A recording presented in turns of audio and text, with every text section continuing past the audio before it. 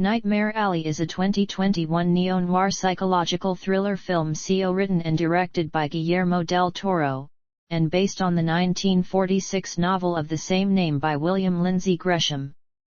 It is the second feature film adaptation of Gresham's novel, following the 1947 version. A co-production between Searchlight Pictures, TSG Entertainment, and Double Dare You Productions. The film stars Bradley Cooper as a charming and ambitious carnival worker with a mysterious past who takes big risks to boost his career. Cate Blanchett, Toni Collette, Willem Dafoe, Richard Jenkins, Rooney Mara, Ron Perlman, Mary Steenburgen, and David Strathairn also star. Del Toro announced the film in 2017, and produced alongside J. Miles Dale and Cooper. Frequent collaborator Dan Lostson was the cinematographer, and Nathan Johnson replaced Alexander Desplat as its composer. Principal photography began in January 2020 in Toronto, Ontario, but was shut down in March 2020 due to the COVID-19 pandemic. Production resumed in September 2020 and concluded that December. Nightmare Alley premiered at Alice Tully Hall in New York City on December 1, 2021, and was theatrically released in the United States on December 17, 2021, by Searchlight Pictures. The film received generally positive reviews from critics, who praised Del Toro's direction, the cinematography, score, production design, and performances of Cooper and Blanchett, but criticized the runtime. It flopped at the box office, grossing a total of $39.6 million worldwide against a $60 million production budget. It received 4 nominations at the 94th Academy Awards, including Best Picture. A black and white version subtitled Vision in Darkness and Light was released in select cities starting on January 14, 2022. Plot. In 1939, drifter Stan Carlisle obtains a job at a carnival and watches a geek show in which a deranged man eats a live chicken.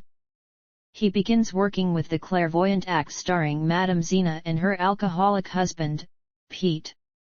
They use coded language and cold reading tricks, which Pete keeps in a secret book. Pete teaches tricks to Stan, warning him against using them to pretend to speak to the dead. Stan also learns that the owner, Clem, hires troubled alcoholics to be his geeks, then gives them opium-laced alcohol so they stay. Stan becomes attracted to fellow performer Molly and asks her to leave the carnival with him, but she refuses. One night, Pete asks Stan for alcohol and is later found dead. Stan saves the carnival using his cold reading skills to convince the sheriff not to close it. Molly agrees to leave the carnival with Stan, to whom Zena has given Pete's book. 2 years later, Stan has successfully reinvented himself with a psychic act for the wealthy elite of Buffalo, with Molly as his assistant. During a performance, their act is interrupted by psychologist Dr. Lilith Ritter, who attempts to expose the rigged act. Stan bests and humiliates Ritter with his cold reading skills. Stan also cold reads Judge Kimball.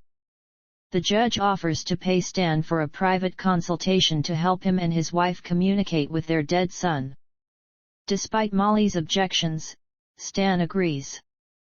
Ritter arranges a meeting with Stan to exchange information.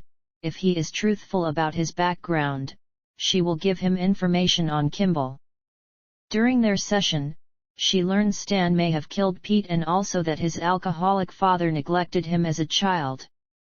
With Ritter's information, Stan performs a successful reading for Kimball. He offers to split the profits with Ritter but she refuses, agreeing to keep the money in her care to hide it from Molly. Stan informs Ritter that Kimball has offered to introduce him to Ezra Grindle, a former patient of Ritter's. She feeds Stan information about Grindle's past, namely how he forced an abortion on a young woman named Dory. Stan and Ritter begin a romantic relationship, and he begins drinking. Stan continues to hold sessions with Grindle, who demands that Stan make Dory's spirit materialize in a séance. Stan agrees and plans to have Molly pose as Dory from afar. Meanwhile, Judge Kimball's wife murders her husband and commits suicide to be reunited with their son, whom Stan said was waiting for them. Molly initially refuses but relents with the promise of being able to leave Stan if she cooperates. During the act, Grindle realizes it is a scam. He hits Molly and threatens Stan. Stan beats Grindle to death and runs over Grindle's bodyguard with his car.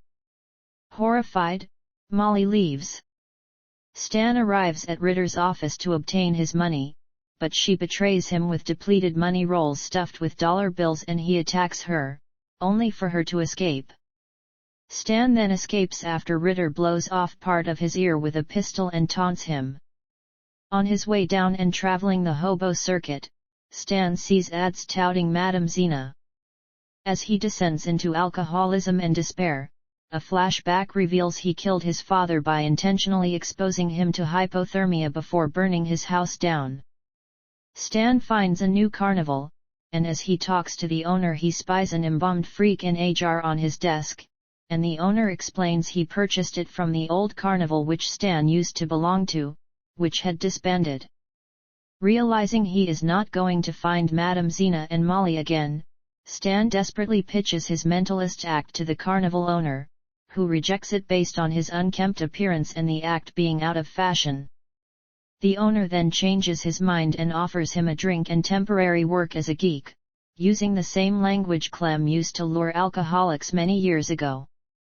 Realizing his fate, Stan accepts the offer, tearfully telling the owner that he was born for it as he snaps and breaks down laughing. Cast. In addition, Romina Power, daughter of actor Tyrone Power, who played Stanton in the 1947 film, has an uncredited cameo as a viewer of Stanton's show. Production. Pre-production. The project was announced in December 2017, when Guillermo del Toro revealed that he would be attached to write and direct a film adaptation of William Lindsay Gresham's 1946 novel. The film marks a departure for del Toro, as it contains no supernatural elements, as opposed to his previous films. Del Toro considered this to be a standalone adaptation of Gresham's novel, as opposed to a remake of the 1947 film version starring Tyrone Power. He stated, "Well, what it is that book was given to me in 1992 by Ron Perlman before I saw the Tyrone Power movie, and I loved the book. My adaptation that I've done with Kim Morgan is not necessarily the entire book is impossible, it's a saga. But there are elements that are darker in the book, and it's the first chance I have in my short films I wanted to do noir. It was horror and noir. And now is the first chance I have to do a real underbelly of society type of movie. No supernatural elements. Just a straight, really dark story." Del Toro also revealed the film would be aiming for an R rating, saying, "Big R double R." Dan Lostson and Alexander Desplat were announced to serve as the film's cinematographer and composer, respectively, both having previously collaborated with Del Toro in The Shape of Water. Casting. In April 2019, Leonardo DiCaprio entered negotiations to star in the film. But by June 2019, Bradley Cooper entered early negotiations to replace DiCaprio. Del Toro stated that he and Cooper quickly connected with each other when Del Toro met Cooper in Cooper's house to discuss the role. "We started talking script and then this started mirroring our thoughts about life and the way we viewed the world. We entered strange, darker times that led to Nightmare Alley for me, and way I view the world." Del Toro also believed that Cooper's experience as a director helped strengthen their connection, stating, "A director is an actor and an actor is a director. There is no separation of the craft, that took a while for me to get used to. I normally create and guide these little Faberge eggs of movies, obsessively detailed. All of a sudden we were on an adventure. I will never shoot a movie the same way." Del Toro further discussed his collaborative relationship with Cooper while filming. Curiosity and integrity are the two things, they are very bonded. We're like truffle hunters, smelling for that, looking for certain truth, not verisimilitude or realism but truth, which is a higher form of telling a story. How we get to it is only through curiosity. When we have collaborators, the main reward is a point of view that you can literally bounce off, or get bounced off, and seek for the truth. I found it a blessing at age 56 in this movie to find the marvel of complicity and curiosity. Is this all we can do with that scene, with that shot? You keep seeking. In August 2019, Cate Blanchett was in negotiations to join the film. Both Cooper and Blanchett were confirmed to star the next month, along with the addition of Rooney Mara. Toni Collette and David Strathairn were added in September, with Strathairn replacing Michael Shannon, who dropped out due to scheduling conflicts. Collette praised Del Toro's capabilities as a director, and described the film as a period drama and unlike some of his other work. Willem Dafoe was cast in October and Holt McCallany would join the next month. Ron Perlman and Richard Jenkins were both confirmed in January 2020. In February 2020, Mary Steenburgen and Romina Power, the daughter of Tyrone Power, joined the cast of the film. In March 2020, Paul Anderson joined the cast of the film. Filming. Principal photography began in January 2020 in Toronto, Canada. Production temporarily moved to Buffalo, New York in February 2020, in order for Del Toro to take advantage of the city's architecture and unfamiliar setting. I wanted to find a city that was really interesting to visit for an audience, that was not a city they were overtly familiar with. Scenes were filmed in and outside of Buffalo's Niagara Square and City Hall, and required the use of fake snow, much to the surprise of the crew, as Buffalo is widely known for its heavy snowfall during the winter season. Principal photography was initially set to begin in September 2019, but was delayed to accommodate Cooper's schedule. "We shot the second half before the first half," Cooper revealed. "We didn't want to do it that way. Things happened to us, with sets and other actors' availability and water, the snow, and all that.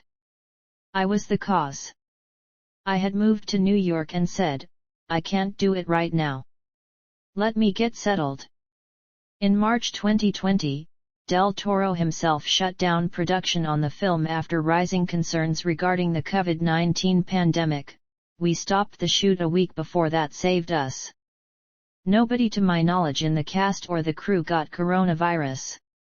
Del Toro later reflected that stopping was not mandatory back then, but we both felt if we don't stop now and someone gets sick, we said, we gotta stop. Nobody was expecting it. Everybody went to lunch and came back 6 months later. Searchlight's parent, Walt Disney Studios, officially halted production on the film soon after. Del Toro revealed that when production was shut down, approximately 45% of the film was shot, and he spent his time editing available footage during the hiatus. Del Toro also composed an 80-page safety precaution guideline to be used when production was to resume, which he was hoping to do in late 2020. Variety reported that Blanchett had completed her scenes prior to the shutdown. Production resumed in September 2020 in Toronto. In an interview, Collette discussed some of the film's safety protocols. "I've got to say, I think, you couldn't get any safer than a film set. They're so regimented and disciplined and demanding in terms of having to toe the line, and everyone does their best to not get it. You really are in a bubble and the whole of Toronto is in masks and you're just sanitizing your hands a million times a day and trying not to be in big crowds, and you just have to be mindful of that. Especially when you're working, because there's a bigger risk there. It's not just you, it's everyone else, you know." Collette also revealed that Del Toro had shot almost 4 hours of footage. By November 2020, principal photography was completed and reshoots had commenced. Production officially wrapped in December 2020. Del Toro and Cooper reflected that the unexpected shooting schedule benefited the film's structure.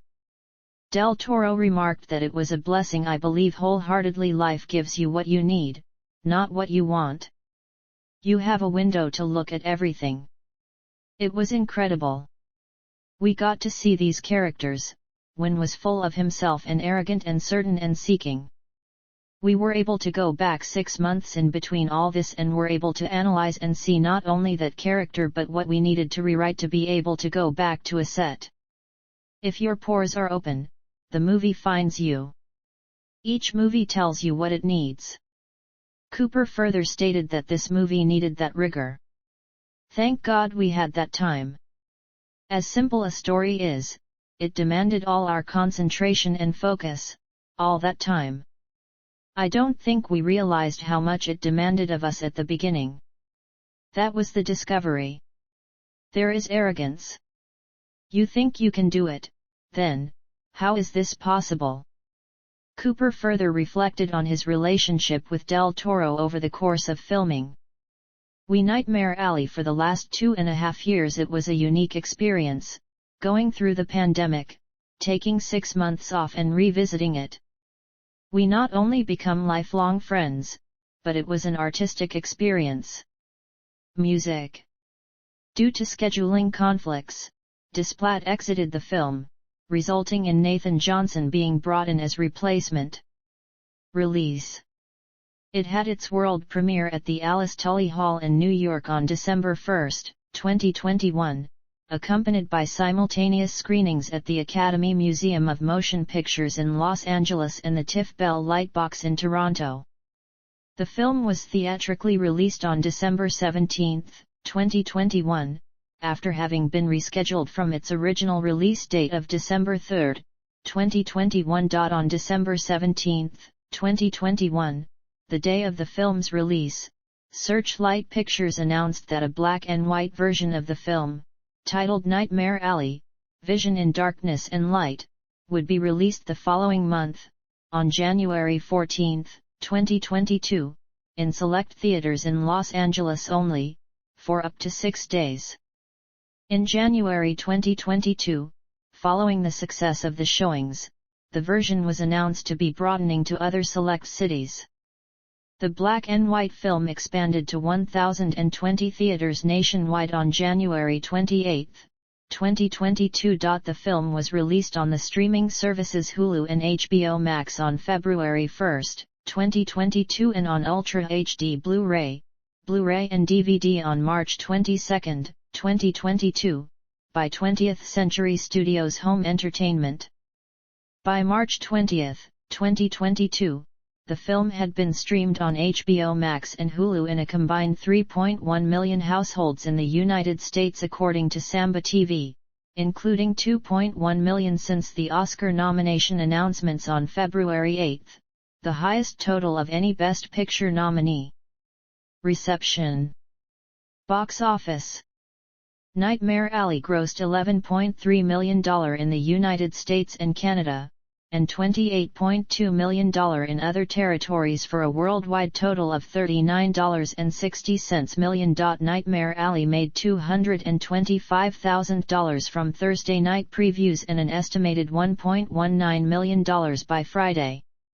Its low opening was attributed to it being primarily meant for the audiences in the older age ranges, low interest among the movie-going audience, and the release of Spider-Man: No Way Home on the same date. It went on to debut to $2.8 million during the weekend, finishing 5th at the box office. Men made up 56% of the audience during its opening, with those in the age range of 25-54 composing 55% of ticket sales and those above 45 composing 29%. The ethnic breakdown of the audience showed that 63% were Caucasian, 11% Hispanic and Latino Americans, 9% African American, and 17% Asian or other. In its second weekend, the film earned $1.2 million. In its third, the film dropped out of the box office top 10, finishing 11th with $966,875.